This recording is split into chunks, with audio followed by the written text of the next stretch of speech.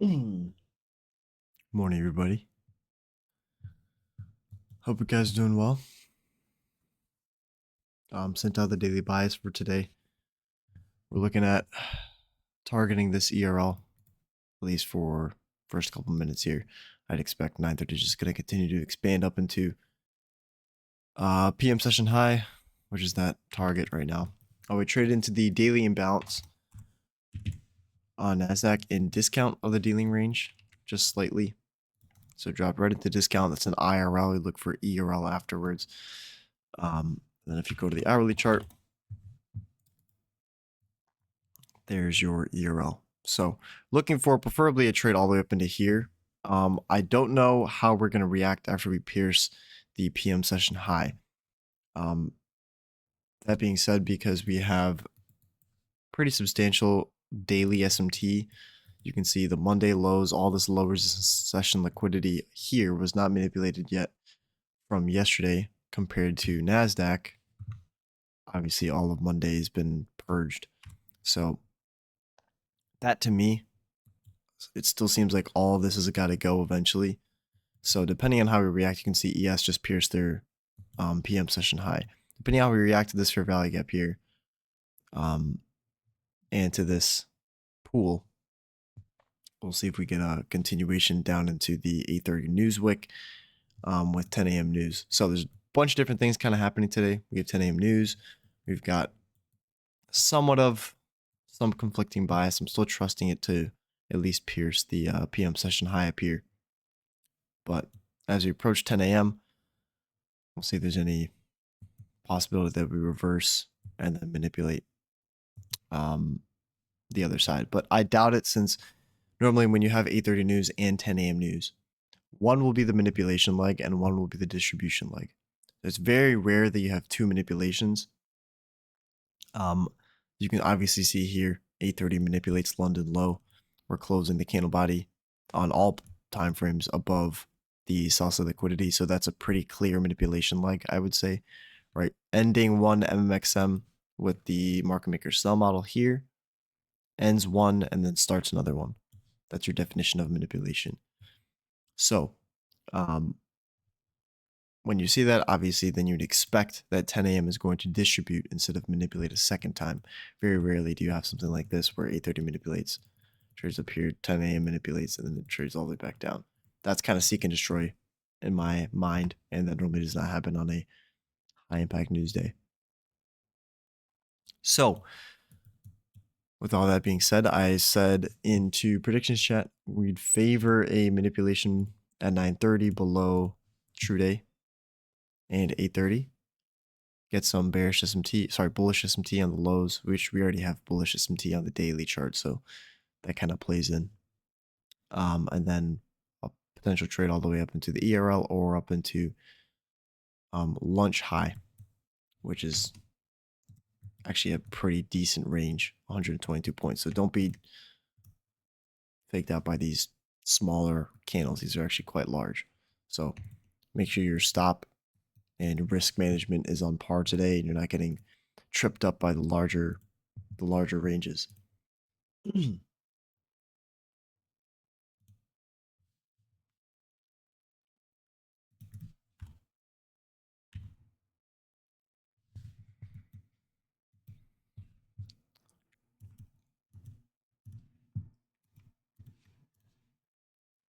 You see YM is pumping now. Somehow YM the past 3 weeks or so has been the cleanest one on these morning moves. Nice changes to delivery there. Drops perfectly into discount with the fair value gap unicorn setup.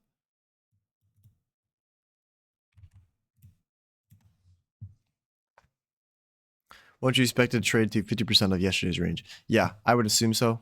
I've marked out this gap, which is a premium imbalance on the hourly chart, I believe. Yeah. Best case scenario. I'd also, if you go to the 4-hour chart, we also have this breaker, right? High, low, higher, high. So I was favoring that we run actually into the wick of the order block, right? Because if we're trading to a fair value gap, there needs to be some sort of a order block that price is reaching into, unless Actually, yeah, unless we're expanding and this is a breakaway gap or something like that. But we're not in the second stage of distribution. So in this case, I would prefer if it trades up into an order block, which I doubt it would come all the way up into the CISD, which would be up here. So that's why I mentioned in the daily bias, preferably we can reach up into 615, which would be kind of like the discount end of this wick there. And that would also be in premium. But we'll see. Play by ear. Or by sight, I mean. Kind of just chopping around in this range.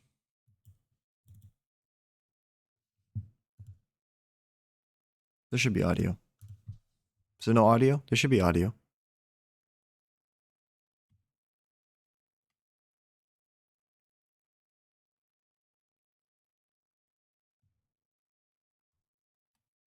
Okay. Yeah, you just got to restart then.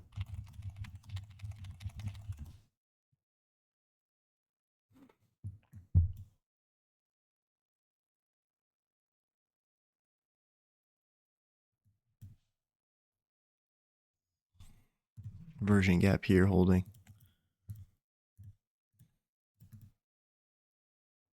Cannibalized pretty well.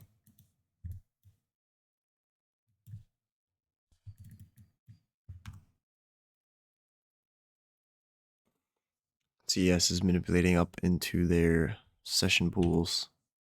They don't really have any super clear SMT. Neither one traded into 830 yet. Or sorry, the 830 open.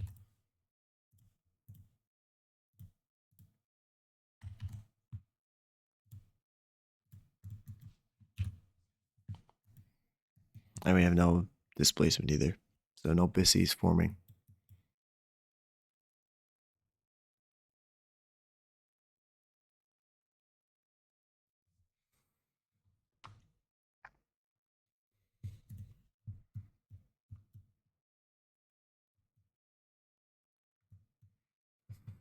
DXY is still pretty bearish order flow. We've got a sibi here. Which you may actually tap up into the order block. I'm watching that.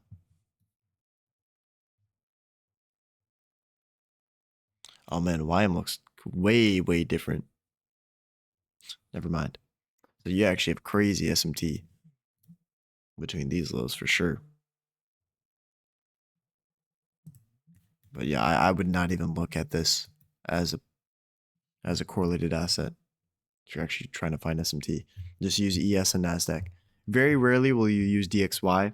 And if you're not familiar with how DXY creates SMT, if NASDAQ fails to create a lower low, for example, and then DXY creates a higher high, this would be SMT here technically. Right, because this actually should form the lower low at that same time.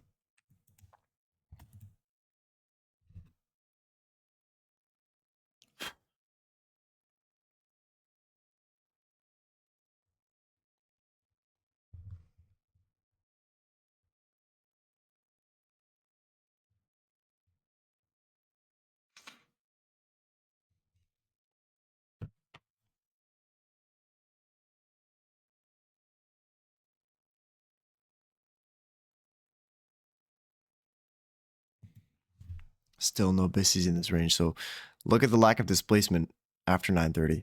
We're still kind of consolidating. So lack of displacement. Displacement is something that you should need in every single trade setup. There needs to be some sort of a want and speed to get to a target. If you can tell we're in a trade setup, or if you're in a trade setup and it's not moving there quickly, and there's rarely any for value gaps that's printing in your favor, right? If you're bullish, you want to see bisis form and print. If you're bearish, you want to see sibis form and print, and also hold price. What you don't want to see is if we're bullish and you see more sibis start to print than bisis, that's normally an indication that either order flow is changing or we're going to go into a deeper retracement on the higher time frame, which would most likely stop you out before you actually have a good entry opportunity. So this nice displacement here is what you'd want to see. Then obviously as we close above this candle body, actually, is this one lower? Yeah, that one's lower. So then this would be the order block here. You can see we've already kind of reacted to it.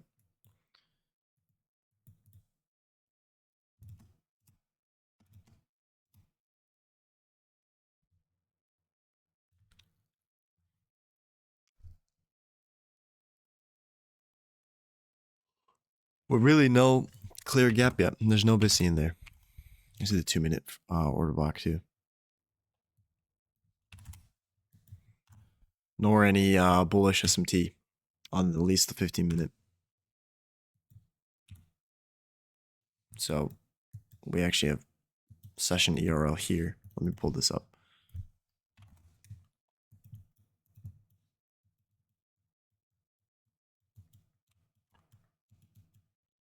Now, normally you look between 5 a.m. and 9:30 a.m. for the SMT.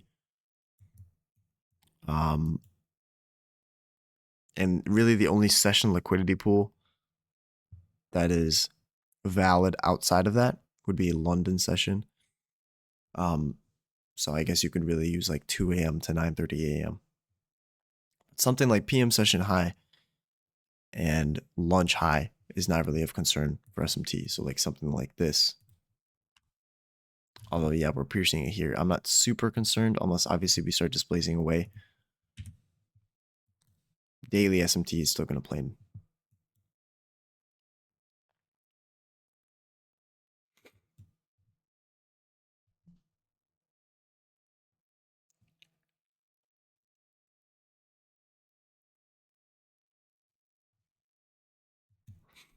I hope at least it gives an entry before start pumping up, not like yesterday.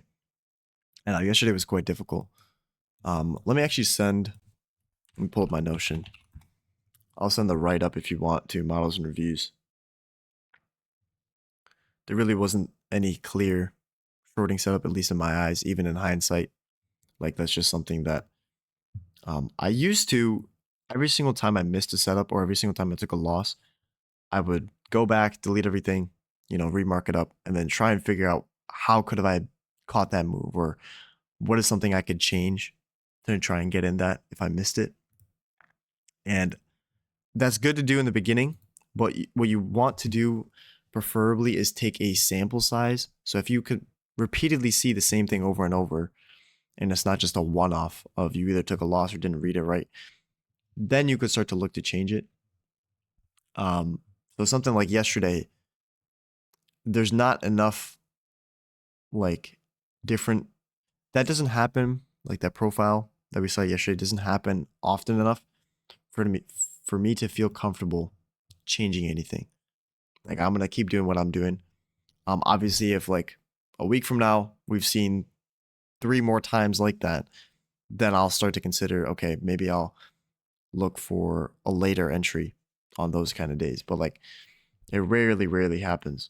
And if you're already have formed a model and you're working on fixing it every day or adjusting it, you got to be careful because you have to accept, first of all, you're not going to be able to capture every move.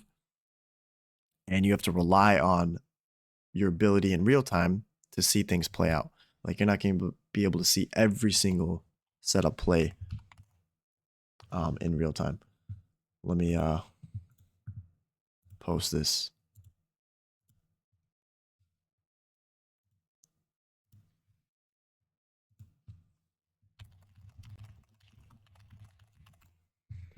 So if you want to look at how I mark my stuff up, that's pretty standard. Daily, hourly, 15.51. Still using the IFVG here. That 8:30 a.m. wick down to the bisi, do you consider that bisi as balanced already? Nope, I don't consider balanced at all. Wicks are inefficient, so you can't balance out an inefficiency with an inefficiency.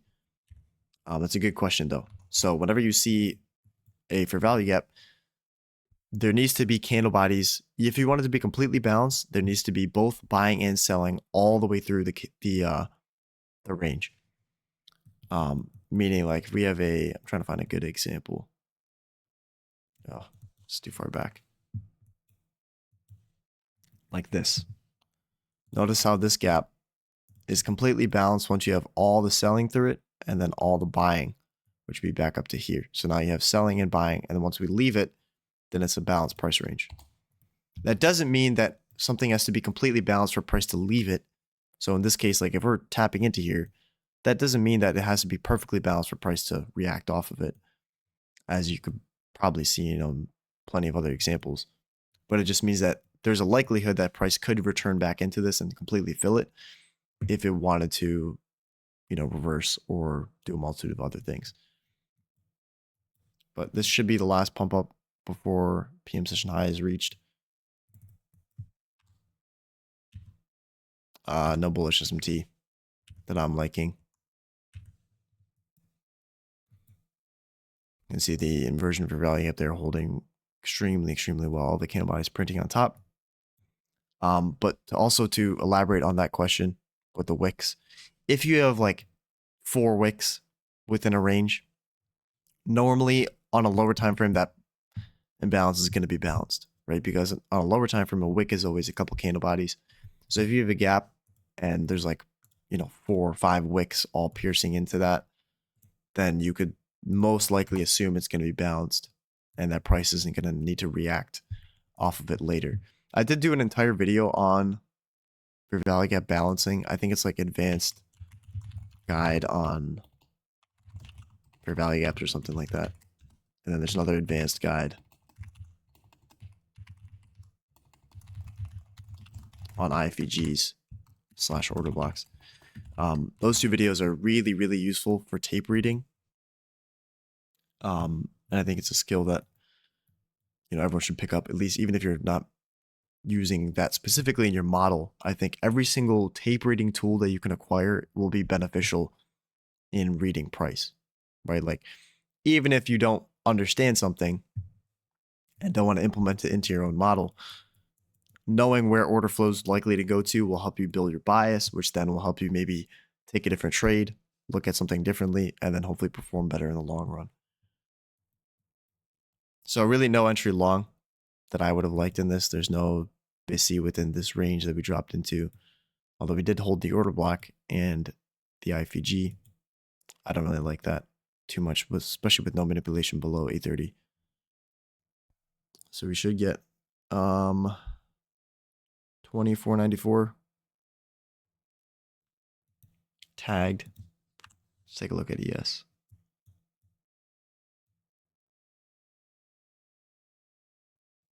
Well, we're still holding our bullish order flow over here too.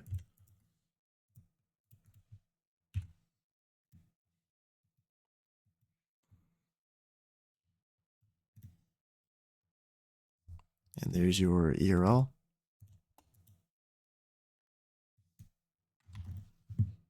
So first target is dusted, but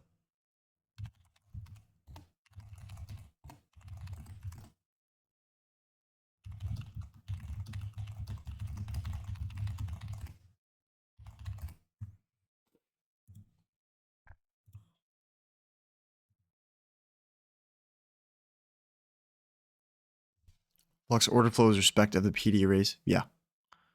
Respective PD arrays, and I guess that's true. That's the real definition of order flow. Respective PD arrays and specifically order blocks. But yeah, order blocks and fair value gaps. And market structure, technically. GG's. So now we're in macro time. We do have a short-term dealing range here with a fair value gap in discount. Where's my tool? There we go. In discount with an order block range. And we have, opposing targets. Only thing that I'm really lacking, or that price is lacking in my eyes, is any form of bullish SMT. Trying to see if there's anything on the lows.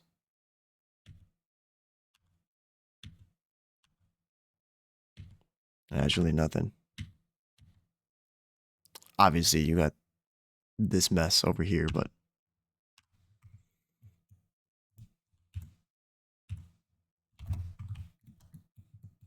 yeah, we're pumping up through there nicely.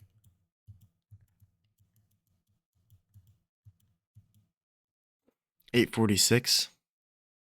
I'm not. If you're talking about SMT, then I'm not concerned with 1 minute SMT. I mean, yeah, we have slight SMT there. But like, if we're looking at the overall session of the New York session, think about if we wanted to capture the entire New York session range, the SMT is going to be on most likely the 15-minute, right? Like at a minimum, it'll be maybe the 5-minute, but preferably it's got to be the hourly or 15-minute chart. There's got to be some sort of SMT. Obviously, if you're scalping, that's different. It's going to be on lower time frames. But if your goal is, I want to capture at least maybe 75, 50% of the New York range, think about what time frame the setup's going to form on, and what time frame are the PD rays going to form on, what time frame is the bias going to be on. That's why I don't really look at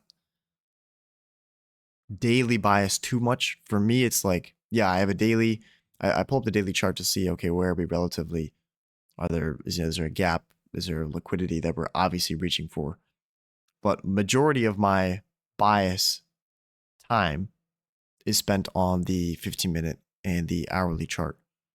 Yeah, finding draw. So that's where I'm most comfortable finding a draw on liquidity is on the hourly chart and the 15-minute chart. I think there's plenty of data there. Especially since I'm not swing trading, right? So if you know about the 3-day look back on the 15-minute chart, most of your liquidity on a day-by-day basis is going to be printed within the past 3 days. With liquidity meaning liquidity or imbalance. So on the 15-minute chart, you just literally look back 3 days, figure out what's the order flow, what's the bias given between 8:30 and 9:30, all that kind of stuff.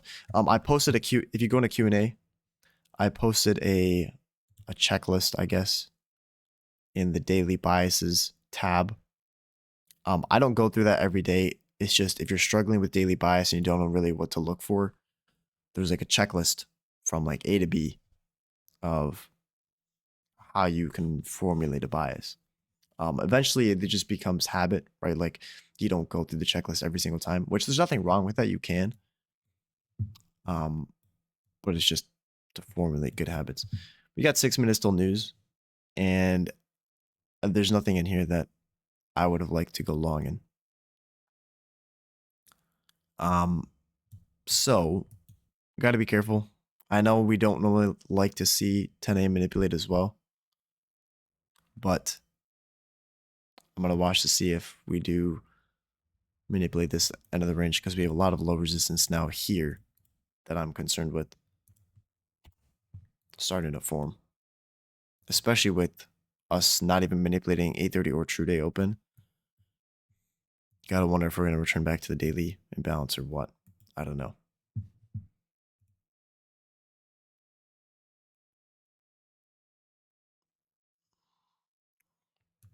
Yeah, true, but why wasn't the 8:30 SMT enough for you?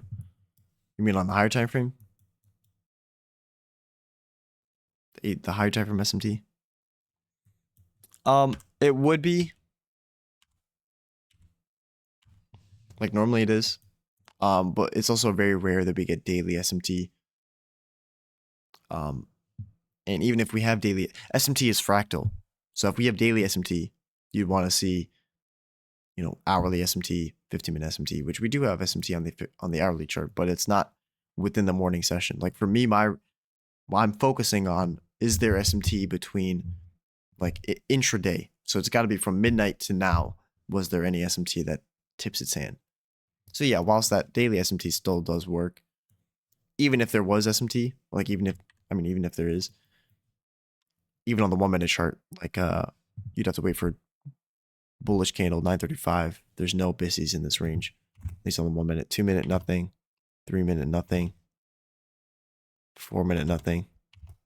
Well, obviously the 5 minute there, just the inversion gap. So yeah, everything's got to be in place. There's got to be SMT printing the right direction, gaps in the favor, and that helps filter out low probability setups. Obviously, we are filling a 2-minute gap here, but small daily range. That's 28 points. Scalp maybe. Not drops into discount. And we're approaching news.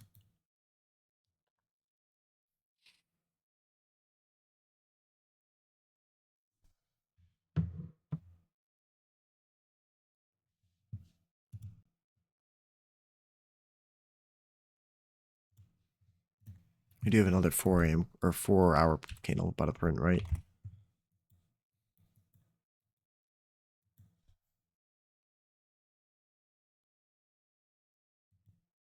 Yeah, it's hard to say. We do have this order block that I'm still watching.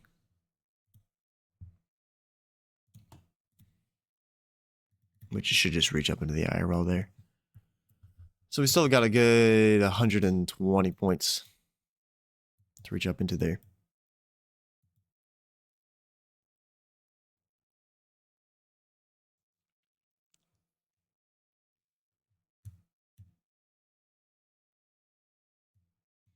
But you can see the 5-minute from basically 8:45 till 9:45.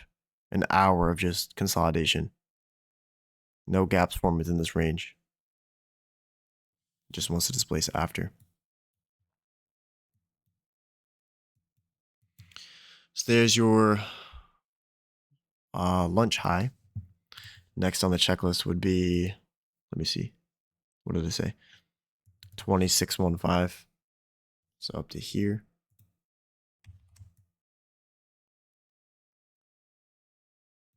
That's the next target on the board, and then IRL.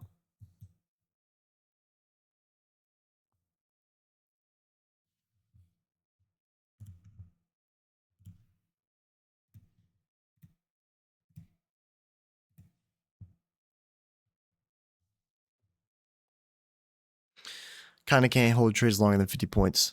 I just kind of feel weird. That's good. I mean, 50 points is plenty. But you also should be, hopefully, you know, if the trades are giving you maybe like 100-point ranges, slowly holding on longer. But it should always be liquidity. It should always be market based, right? Like, if you want to take partials on a point structure, that's normally good. But like, if then you could hold 55 points or then 60 points, 70 points. Obviously, only if the market allows you to. But that's why taking partials will hopefully help with that too. Like if you take partials off and you only got 20% running to 70 points, it's a little bit easier mentally.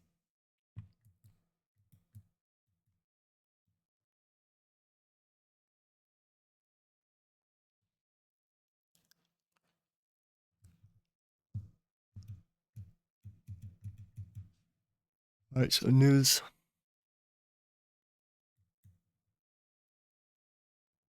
Lackluster.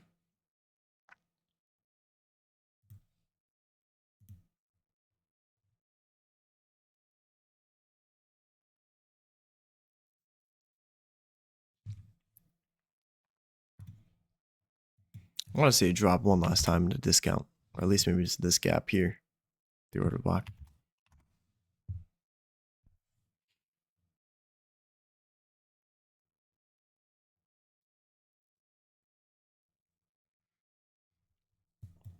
But this kind of stuff is a little annoying to me, right? Like when you have the daily bias completely right, everything's kind of in your favor, but like I just can't pull the trigger. Like when we're all the way up here and there's no drop in a discount, there's no entry that I like.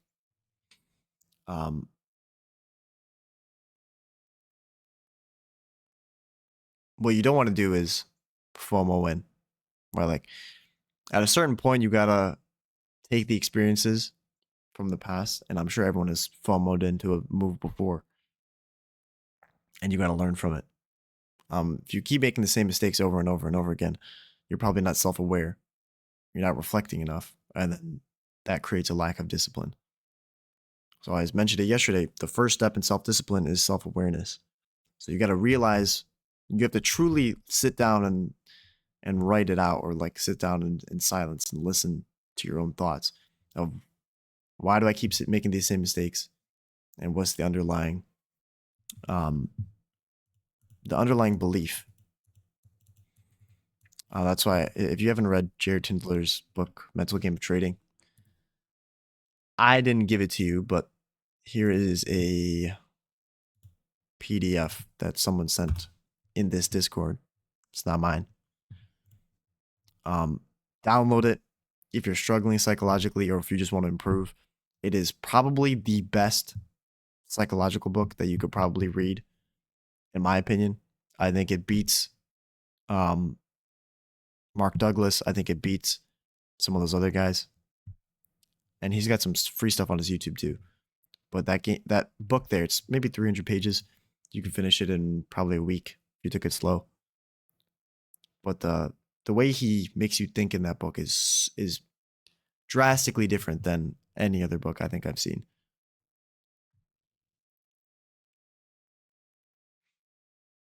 I FOMO out of a trade.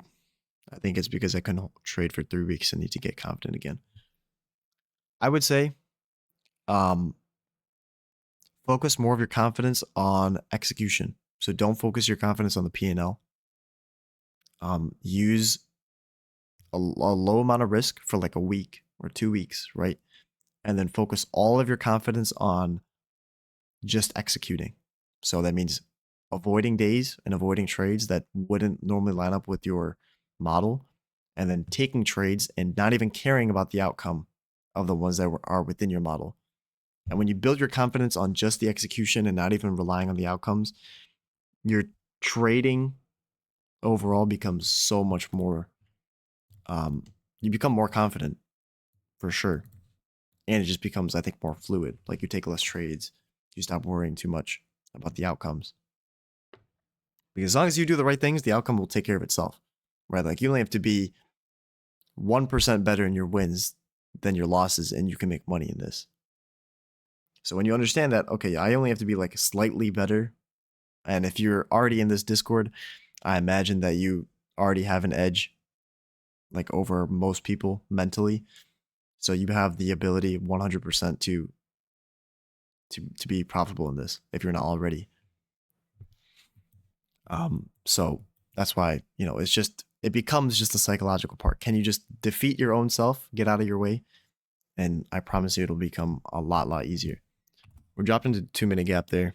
We're using the lunch session high as dynamic support and resistance. We also dropped in 3-minute gap there. I want to see what this looks like on a sub 1 minute.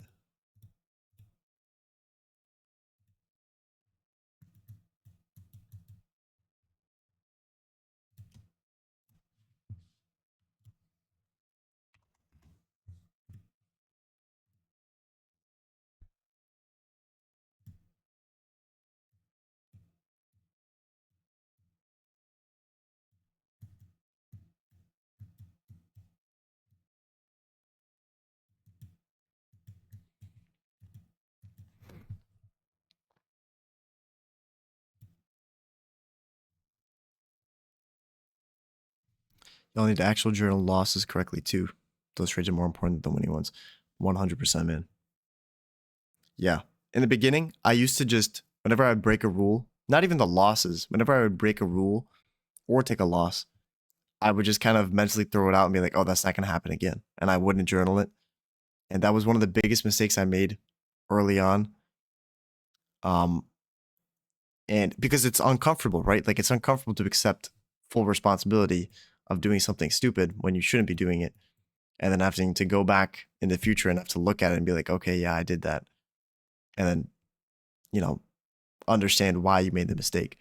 But if you can just sit for like 15 minutes and just be uncomfortable, no one's watching you, it's just you and your own mistakes, it becomes, you accelerate so much faster, for sure.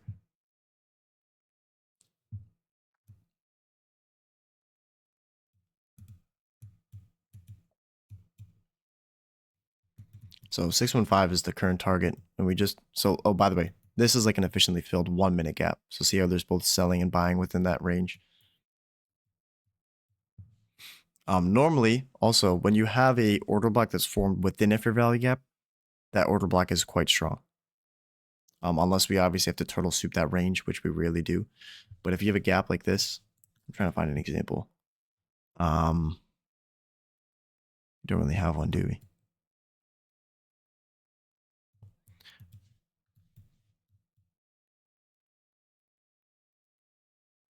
that I can't find one.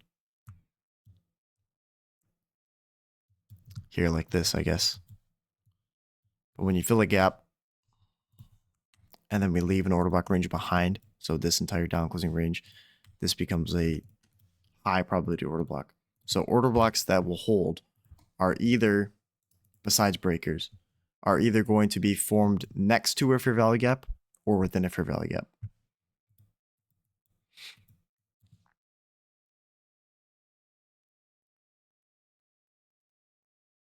Flux, do you have any reflections on sometimes how the models worked more on a quarter more than the other? Something like a quarter theory, but more on the entries that may change during the year. For sure. I think spring and fall are always going to be the best, right? Because it's the opposite ends of the yearly range.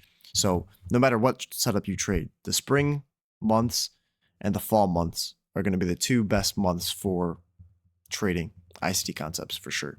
That doesn't mean you can't trade in December. That doesn't mean you can't trade in August, although those are the two worst months. The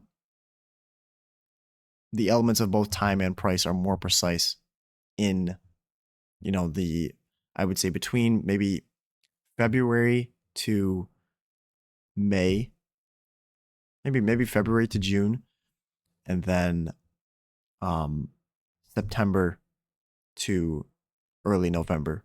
It's like you're really, really super clean, like everything's working magically. You're like, oh, this is super easy. So yeah, it's like, I guess it's like a quarterly theory. Not really though. Quarterly theory, in my opinion, is just fallacy. Like that stuff does not work in the long term, man. Even ICT himself said it was not legit. So I'm not hating against you if you use it, but you got to be careful with especially something as sensitive as time. You don't want to, start studying and believing in something like quarterly theory, especially if it doesn't have validity in ICT's eyes. I would say just study that. All you know about time, or all you need to know about time, has already been given to you for free. Like session opens, power of 3, open, high, low, close, and then like the stuff that I teach here with the ranges, putting in a right, high, or low based on just a time window. Like we want to see if we're bullish, the high put in between 10:30 and 11 o'clock. Like that element of time precision and even like macros are all plenty of precision that you'll get there. I'm sure maybe in the books he'll release more stuff, but until then, everything you need to know is in the candles, and then it's all revolving around the x-axis.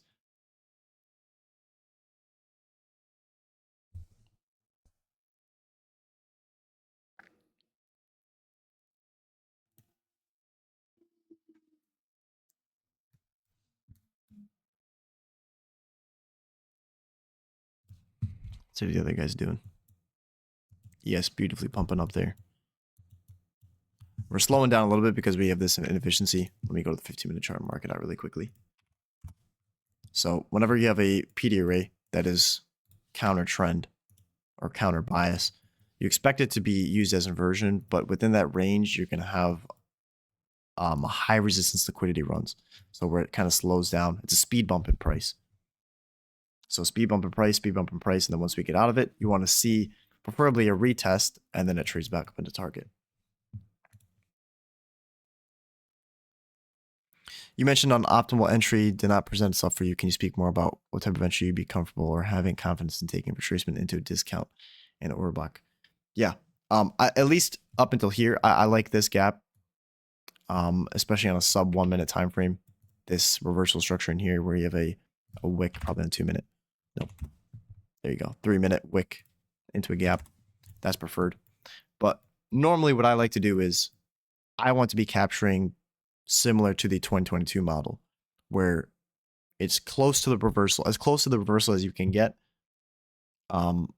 with other tools that obviously make it easier, even if it's later than the 2022 model. As long as it's in line with order flow and there's decent room to run, that's my optimal entry. So the two entry sort of techniques that I like to use on a average basis would be something like this, or something like this. So both of these will be examples for long on price action, where you have a fair value gap here in discount, and preferably there's going to be a bullish order block next to it. Or you're going to have a breaker in price. So right after the reversal. And then you have a gap. Any gap. Doesn't have to be in discount, but just any gap that lines up with the breaker. That would be a unicorn setup long. Now, I did mention this before. I did mention it last week. But normally you get this setup when you have the stronger pair over here. So if this is forming the stronger pair, you have just a drop in a discount. If we are the weaker pair, you're going to have the breaker setup normally. Because if you think about it logically, right? If a breaker is one of the strongest PD rays, and normally we get a really quick reaction off of it, price needs to be catching up to something. So if this is the weaker pair and ES is already trading all the way up here, right? You want the breaker to hold and accelerate price so that they're moving together, if that makes sense. So yeah, this is when the breaker normally happens when you have the sweep of liquidity on NASDAQ. And then this happens either where you have the stronger pair, or it could just be a continuation entry. You see a drop into discount.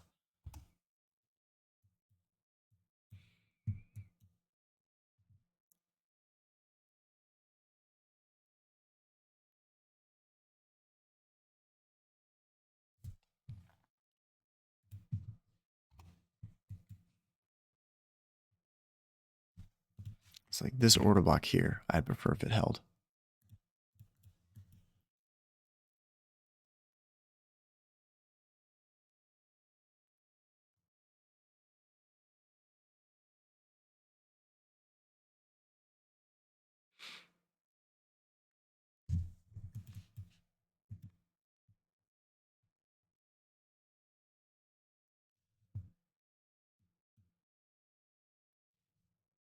I don't think this fair value is in premium yet. Yeah.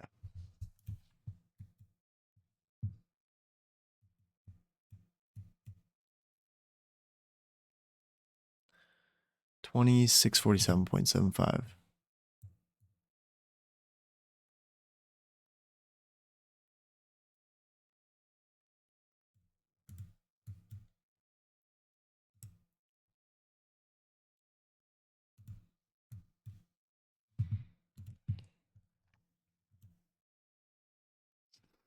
Breaker set up on gold. Weaker pair. Yep, exactly. Yep. See how it creates the reversal, sweeps liquidity there, and then you have the breaker that forms.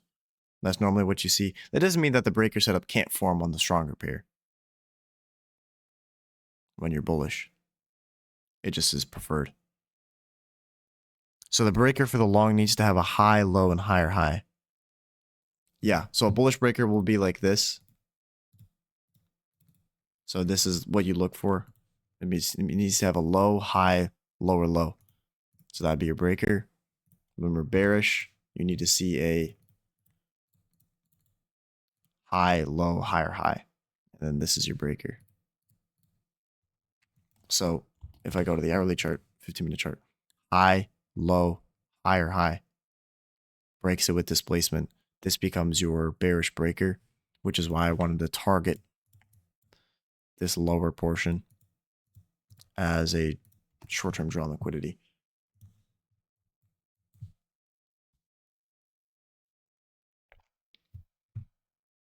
So we have a 10-12 high here.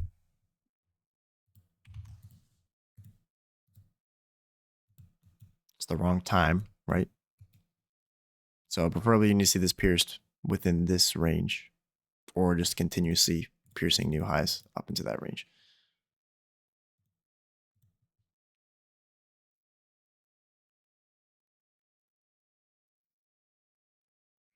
If you're struggling with PD rays though, watch the month 4 core content.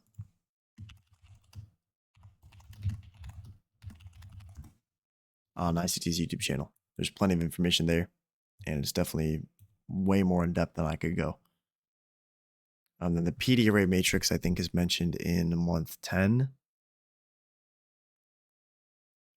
I don't know it off the top of my head, but I think it goes mitigation block, breaker block. After that, I don't really know, so I'm not going to type it out. But there is a hierarchy of PD arrays, if you didn't know. Yep, thank you. Wow, that was quick. Yeah, mitigation block, breaker, volume imbalance, fair value gap, bullish order block, rejection block, old swing point. And that's also the order in which they form, if you're wondering. So the ones closest to that 50% level will have the strongest impact. And it's the order of importance, exactly.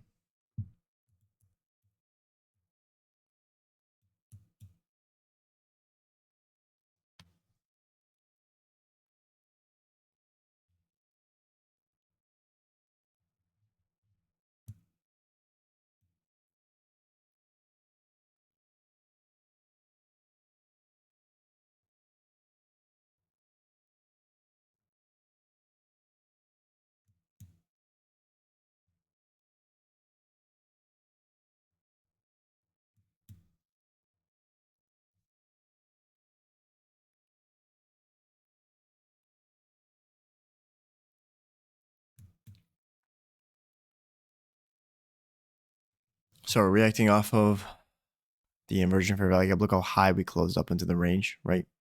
Probably going to sweep this low, tap into this gap. And then I'd like to see this high still pierced.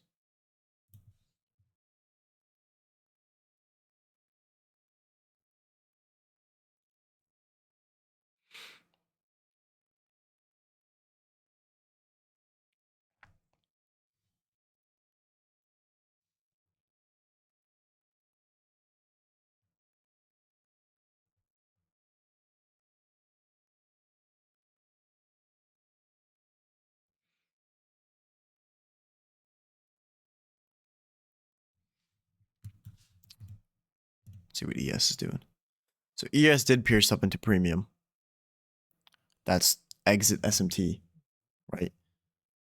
So you need to be watching for that. DXY still has a downside target that I'm watching. This sells liquidity, which we have not pierced yet, which should still pump us up on the indices.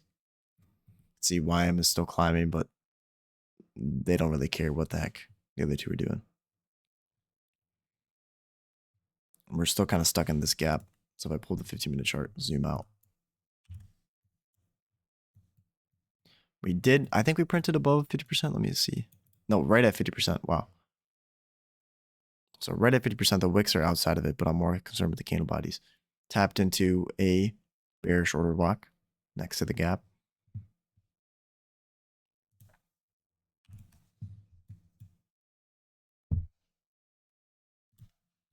Still trading within a 3-minute gap. Yeah.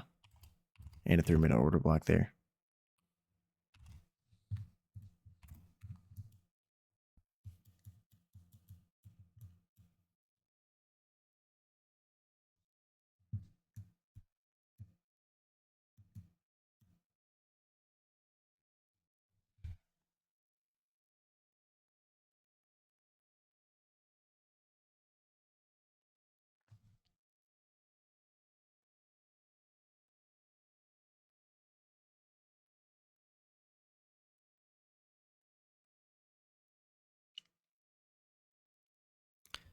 Feel so close to success and finding a model, but also feeling of quitting that I will not be able to do trading at the same time. I would say if you haven't figured out a model, the one thing that helped me for sure was just screenshotting every day of price for a month, which seems like a lot, but when you take a picture of basically 4 time frames for a month, straight every single day after the fact, and you get that hindsight bias, you see the things that repeat over and over and over again. And it's normally quite easy to then hopefully formulate a model off of at least one thing you see repeat. So I would say, okay, if you can, for the rest of July, you got about, what, 2.5 weeks left. Go in after the fact. This is for anybody. Go in after the fact, maybe at 1 p.m., screenshot the entire morning session. So daily chart, 1 hour chart. Let me type it up. 1 hour chart, 15-minute, 5-minute, and then the 1 minute. And on all those time frames, you should be able to spot a couple things that start to repeat. If you go to models and reviews,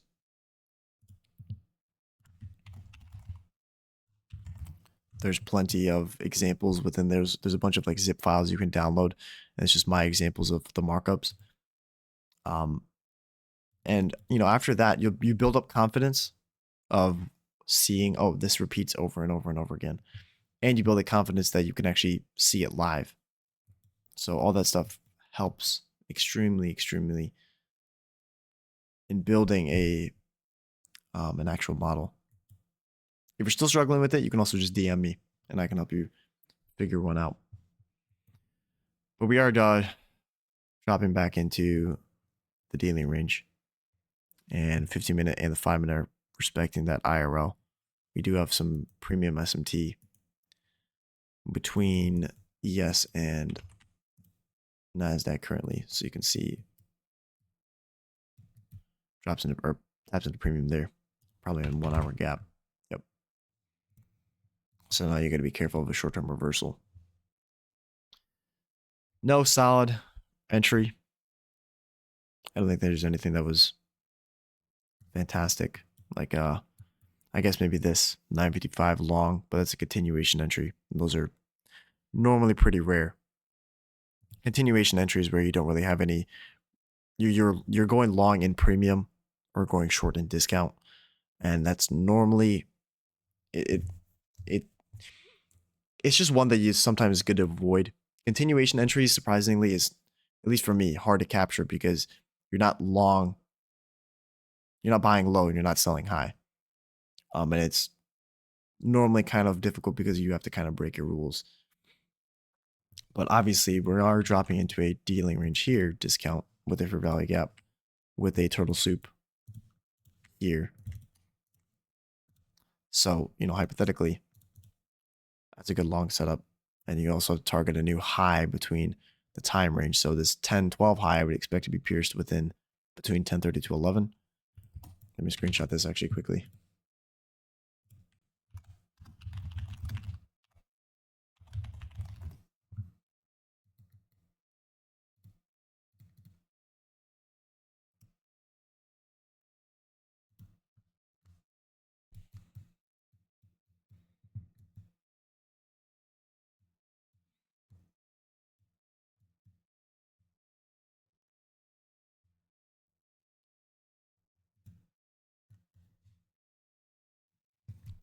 You have a 1 minute inversion gap down here and a potential CISD above these smooth highs. Really this order block. So watch how we close. Obviously 1 minute gap could tap into there. That'd be your breaker setup. The only part that's missing is time. It's a little later into the session.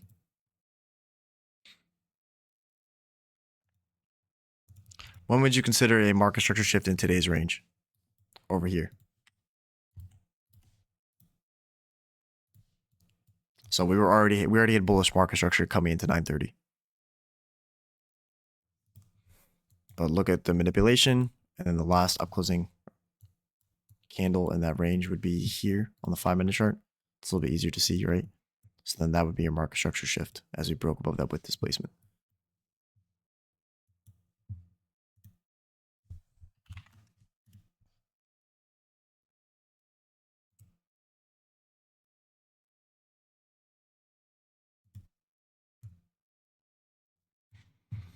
So there's your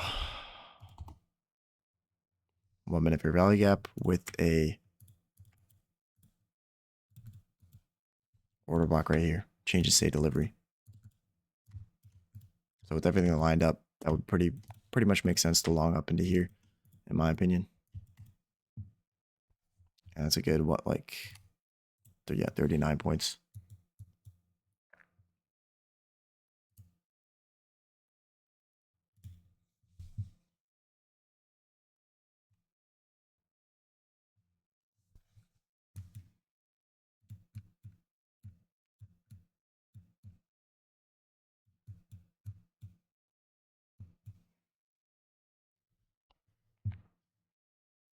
And then you can also like take something like this and you have a manipulation leg, target 2 to 2.5, nicely in line with the fair value gap there, or actually above the breaker, but within the breaker. And then 1 standard deviation would be at 25.92.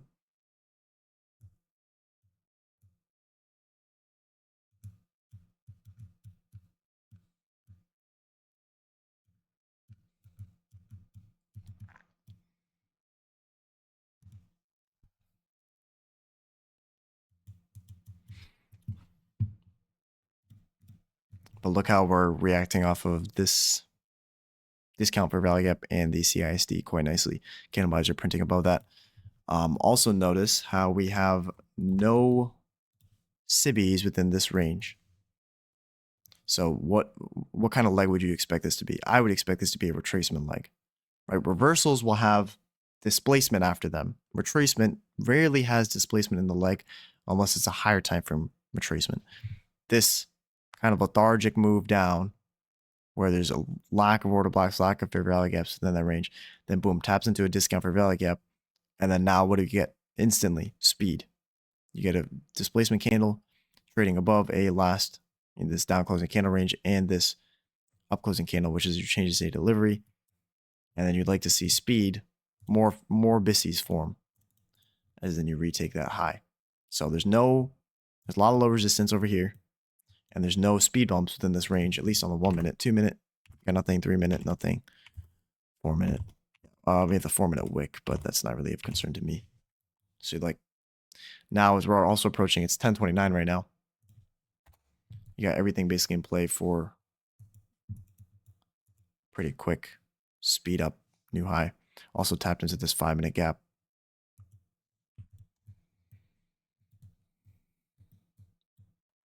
So I'd like the candle buys all to stay in the premium end of this discount for value gap. So the upper portion.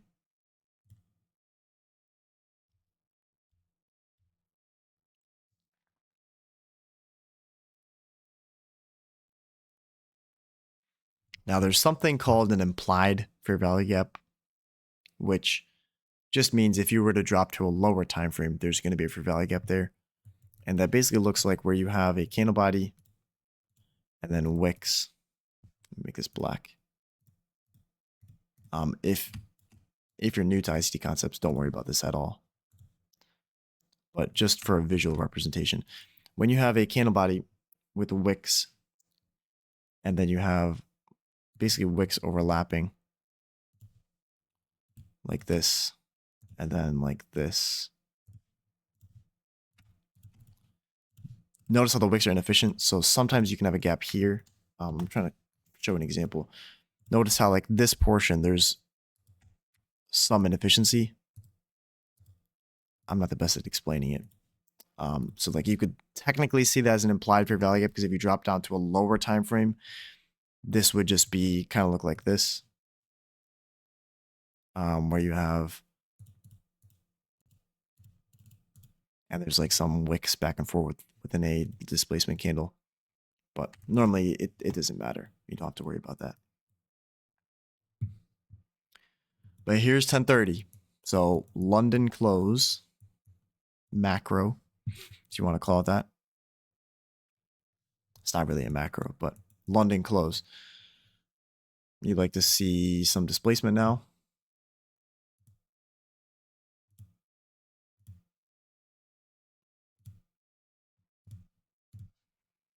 And on the 15-minute chart, we actually do have a tiny, tiny sibi there that we're going to pierce up into.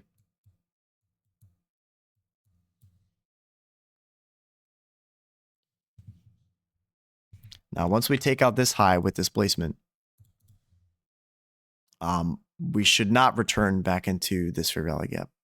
So as soon as we get a nice thick candle piercing above here, I don't want to see this gap used as a reclaimed fair value gap at all. I want it to just run away nicely.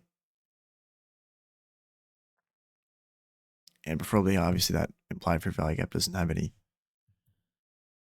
resistance on price.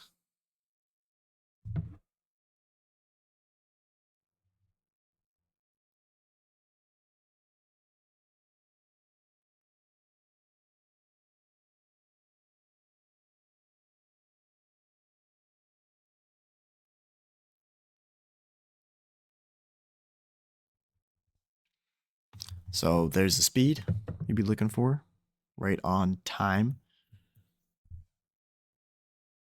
And we may get one little retracement back down, but this discount for value gap, I would not like to see pierced anymore.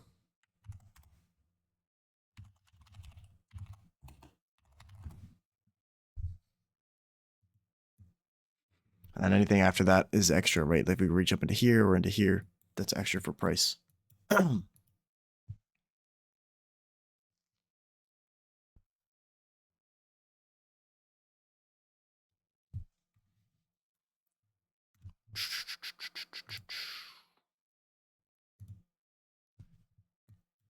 Isn't it just magic?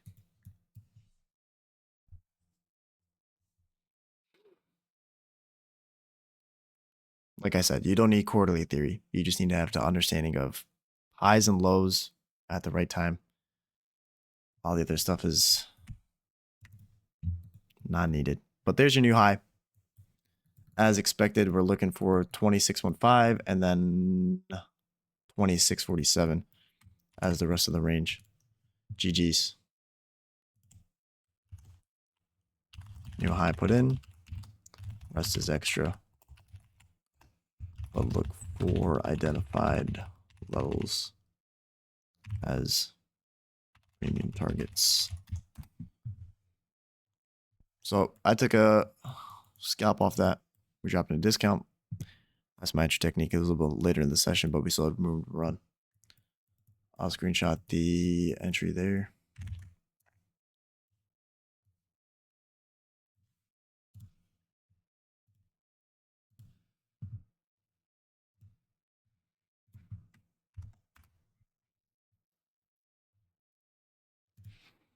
But anyways, nice little tapery to end it off. Still expect those upper levels to be pierced. I don't really care after that. So if you got any questions, shoot me a DM. I'll try and catch up this weekend.